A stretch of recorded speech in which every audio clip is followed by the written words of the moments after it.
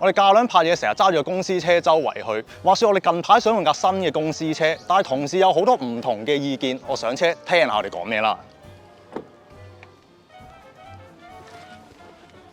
平時咧，我哋女士們咧拍嘢咧都會補下妝咁樣噶嘛。咁我又唔中意咧人哋望住我補粉嘅喎，我中意咧坐喺後排嘅。咁所以咧，我對後排嗰個要求都幾高㗎。以前架公司車好鬼大食啊，2個幾1公里喎。雖然唔使我俾錢啊，但係成日去油站，我去啊嘛。唉，揾架慳油啲㗎啦。舊嗰個公司車咧就太細唔方便啦，新嘅話咧就最好就大同埋大咯。哎呀，咁啊成日拍嘢等埋位，最好咧就有個地方可以攤後下啦。咁同埋咧 headroom 同埋 legroom 夠闊就好啦。你都要 legroom 同 headroom，你全公司最細粒嗰個嚟喎。公司咧事無大小咧都關我事㗎啦，所以咧日日都係家嘈屋閉。我好想揾一個寧靜啲嘅空間俾我思考下啦。車廂嘅空間咧，我都想寧靜啲，我想避開佢哋啊。睇完個片頭都知我哋架兩最多嘅就係人啦，不過一人一句嘅時候真係好難滿足晒佢哋噶嘛，咁啊真係要揾架7人車先得啦。近排架7人車嚟咗香港，我哋好心急想試啊，就係邊部？就係第6代嘅 Stepwagon 啊！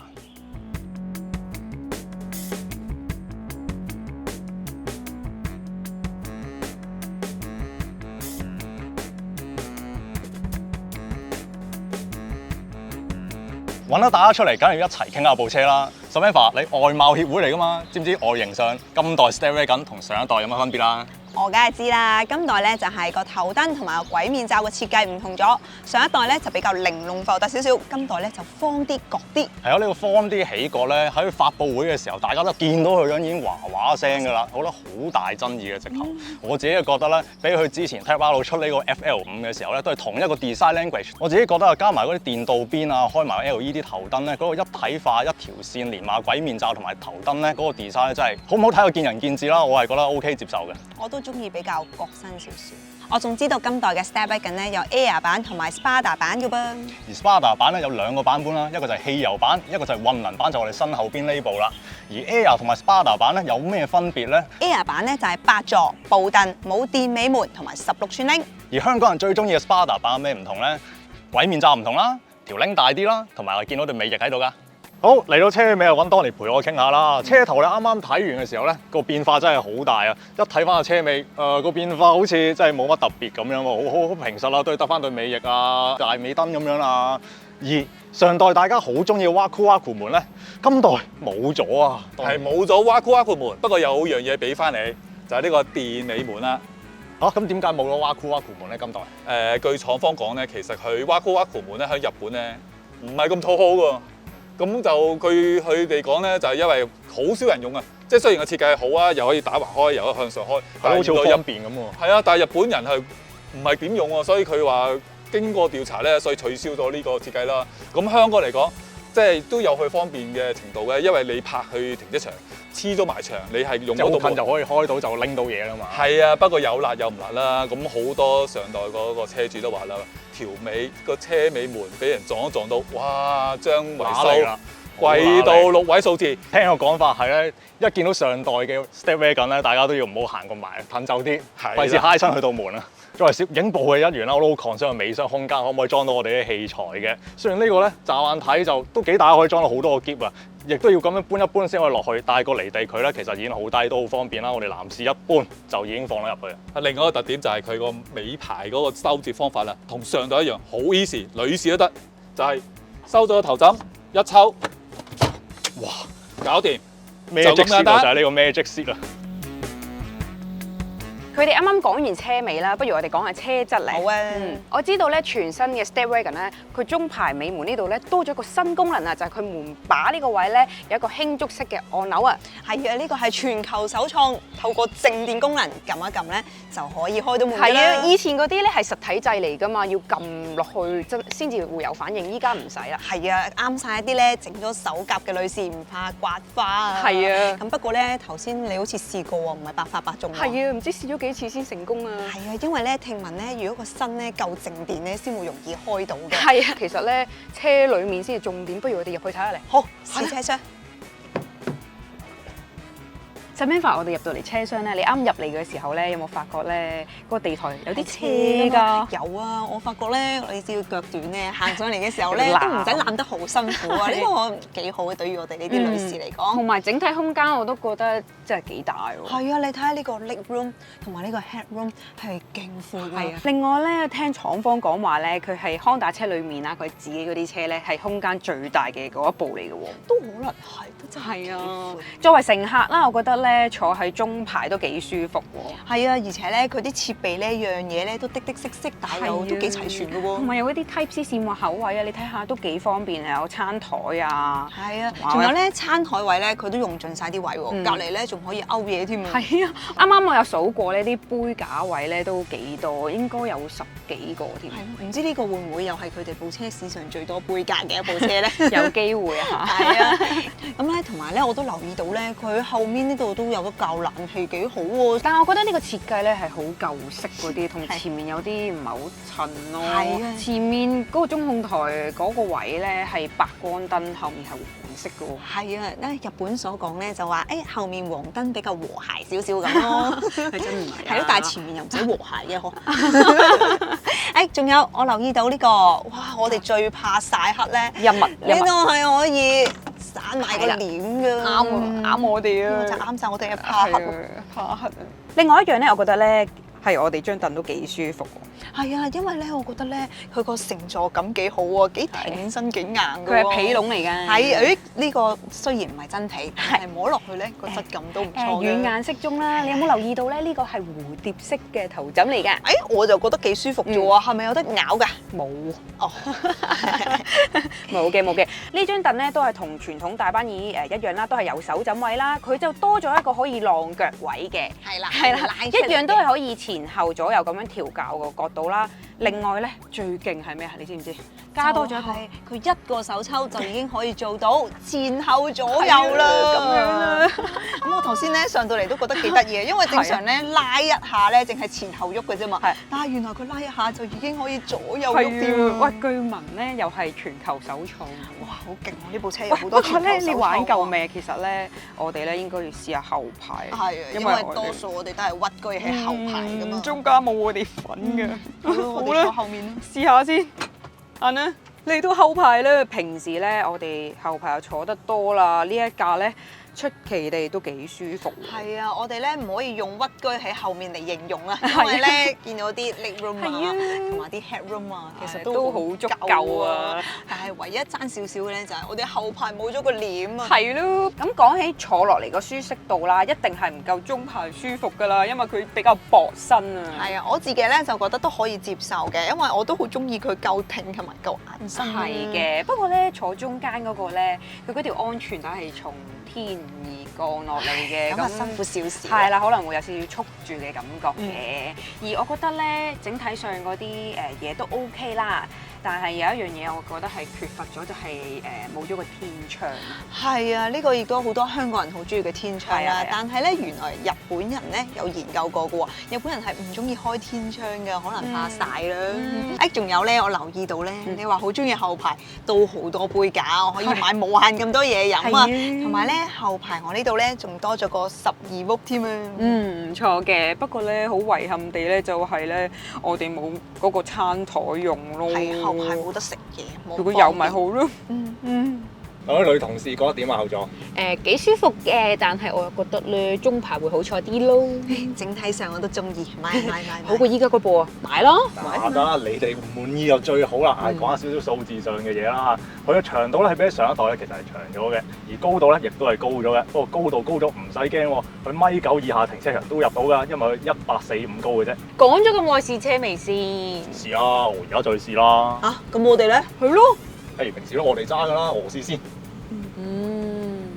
咁好啦，阿老爹試緊車嘅時候咧，咁啊，我作為前排嘅乘客咧，咁啊，即管講下對依架新 Stepwagon 嗰個感覺啦。咁啊，我之前幾代咧我都揸過㗎啦，咁我都好同意剛才所有同事所講啦。喂，依架車咧嗰個車廂嘅改動咧，遠勝於外形嘅改動啊！即係我跳入嚟之後咧，哇，話咗一聲咯，係又唔係話靚到嘩一聲，係佢個改變令我嘩一聲啦。咁上一代嘅 Stepwagon 其實喺前邊咧係好勁，非常多嘅儲物空間啦，有好多你意想不到嘅設備啦。今代咧其實咧有啲嘢保留咗，有啲嘢取消咗啦。保留咗嘅就係中控台嗰個儲物格啦，但係就由司機位咧搬咗去乘客位喎。前面冇咗啊！咁其實就冇乜影響。第二咧，咁剛才啲同事講過啦，話佢有可能係全香港最多杯架嘅車啊，咁都可能係嘅。咁有啲嘢取消咗係啲咩咧？上代就係摩箱張台，係啦，有張台仔冇咗嘅。咁可能係一啲佢哋調查所得啦。原來前座嘅人咧就唔中意喺度做嘢，唔中意喺度食飯嘅，咁所以就取消咗啦。另一個取消咗咧就係呢個前排嘅 walk through 功能，即係話換言之，前排嘅乘客咧就唔能夠直接行去中排或者後排啦。佢比較多咗呢個咁嘅兜喺度。係啦，多咗個兜，呢個兜咧非常之大嘅容量，哇！我目測啊可以裝到半打汽水嘅。咁啊，但係咧佢係冇遮冇掩嘅，咁啊唔好擺貴重嘅財物啦。咁另外咧就係呢個冷氣出風口啦，個設計咧就有別於傳統六角形咁啊，成紮六角形喺度啊，成個蜂巢係咁嘅樣。咁啊唔會對呢個風力有影響嘅，而且咧佢嗰個左右調控咧亦都係有心思嘅。咁左右前後一樣咁控制啦，但係你要閂咗個風咧，都係錯向一邊嘅。咁啊，實際試用嗰時咧，發覺咧，如果你調控左右嘅時候咧，就好容易大力掣冇風啦變咗。咁啊，適應啦。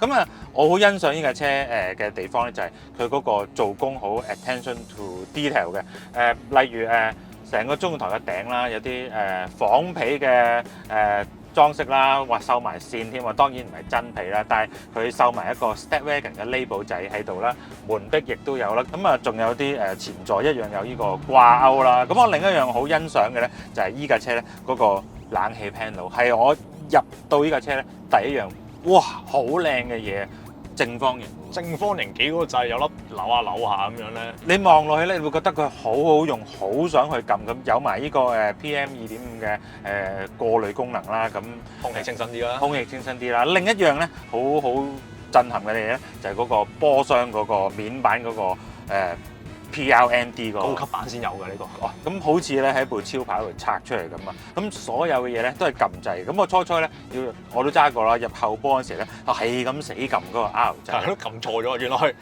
搲落嚟嘅，搲落嚟先係向後。要搲落嚟嘅原因咧，我相信都係安全嘅考量啦。令到啲駕駛者冇咁容易會誤入到後波啦。咁我諗應該都係諗過度過嘅。另一個係咪諗過度過咧？就係以前嘅Stepwagon 咧為咗睇嘢廣闊啲咧，佢就會多咗個反射鏡咧喺個車廂入邊嘅。咁呢個嘢咧，其實喺上代係冇咗啦，因為擺嗰度咧其實都幾核突嘅。今代咧就變成一個喺左邊側鏡下邊嘅廣角鏡啦。咁睇咗好多個角度嘅，咁令到你嘅車內嘅感覺良好啲咯。咁其次就係我而家坐緊呢張凳啦。咁我同佢咧都係冇電動嘅功能嘅，但係坐姿係唔錯嘅。但係我貪心啲，最少佢有電動。係咯，司機位冇，佢後邊嗰啲 upgrade 啊，嗰啲舒服凳啊，好多後排嗰啲咁舒服，咁多設備。反而前邊我俾張電凳我都冇啊。係啦，一張都好啊。咁但係都有啲誠意位嘅，誠意位就係譬如佢個儀表板啦，儀表板就係全 digital 啦，亦都可以左右獨立去調控好多唔同嘅功能嘅。咁中間嗰個屏幕咧，睇落去好似原裝機頭喎。哦，話俾你聽，原來唔係喎，原來香港後期加裝。喂，呢個都幾意想不到喎！原來呢塊咁嘅嘢竟然係唔係原裝喎？咁呃到人嘅，起碼呃咗我先。我事前真係完全唔知嘅。佢個操控界面係正常咯，又有 Apple CarPlay 最無線添喎。係啊，但我發現咧，佢喺後波嘅時候，個畫面嗰個像素咧就唔係好高。我相信唔關個機頭事，應該係個鏡頭事。換咗佢啊，冇諗咁多。咁啊，我作為乘客咧，就第一樣感覺咧就係呢架車咧比以前靜咗好多。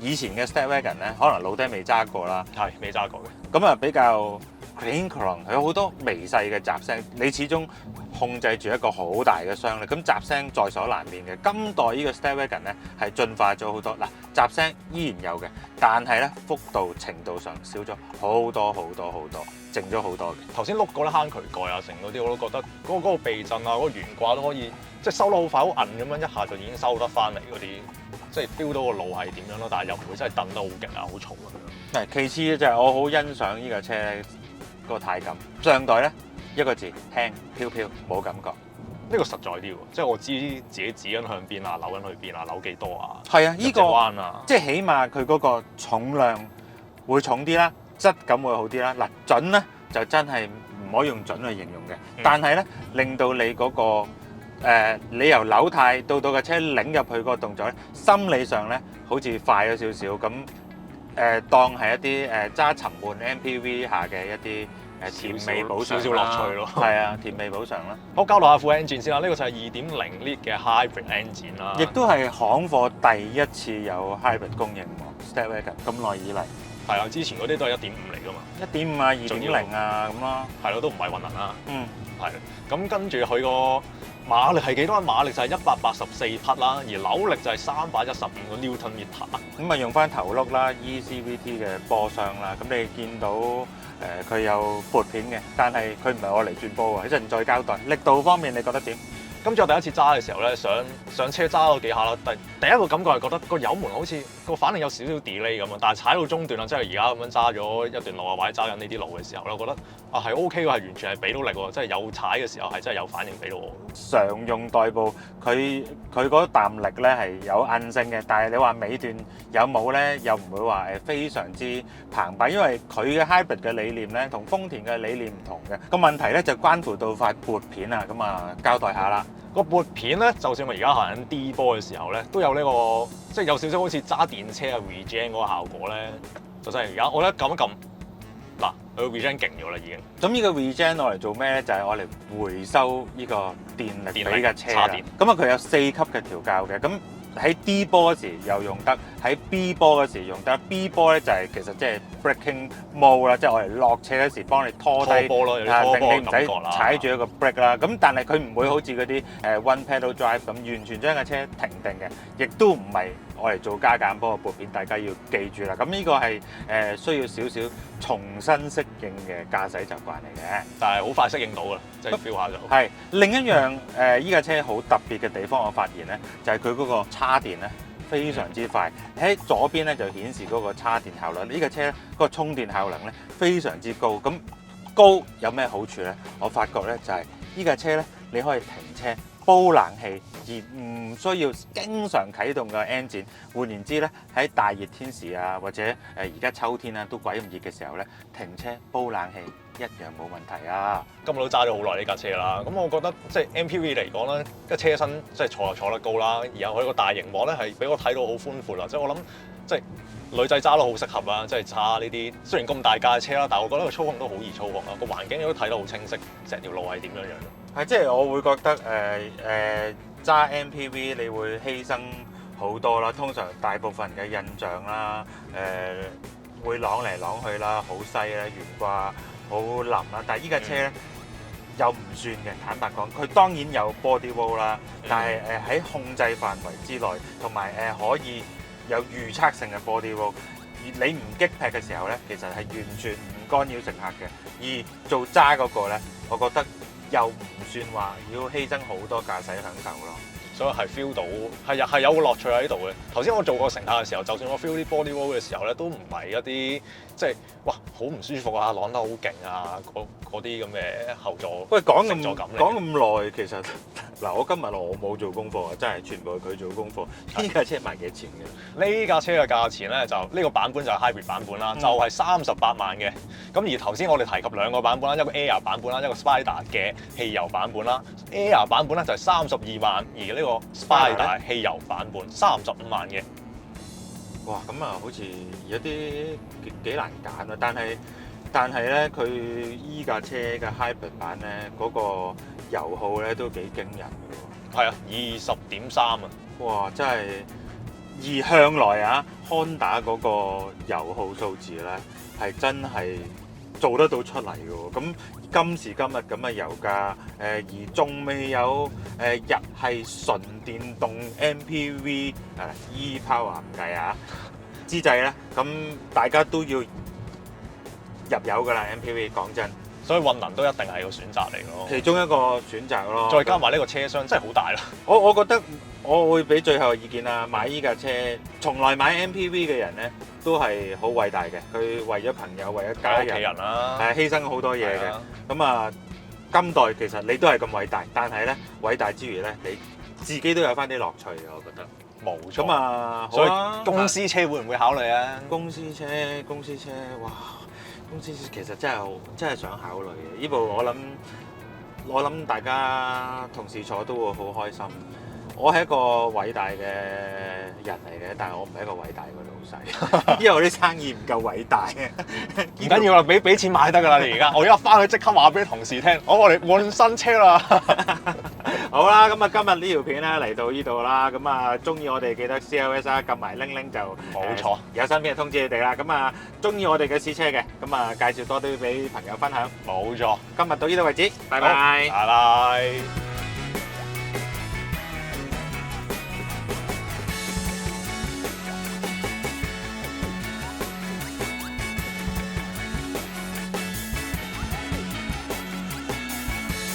我仲知道咧，今代嘅 Step Wagon 咧有 Air 同埋 Spada 餅。Spada 餅。3、2、1。我仲知道咧，今代嘅 Step Wagon有 Air 同埋 Spada 餅喎。喺度講啊！我賺餅啫。剛才條片係咪好好睇呢？係我哋嘅團隊好用心去製作嘅。如果你想支持我哋嘅話呢 YouTube 咧最近多咗個 Super Fans 功能，喺 like 掣旁邊有個心心，撳入去咧可以揀選支持我哋嘅金額，再按照指示就完成㗎啦。你哋嘅少少支持咧，可以令到我哋行得更遠，拍更多好嘅影片俾大家睇。多謝大家！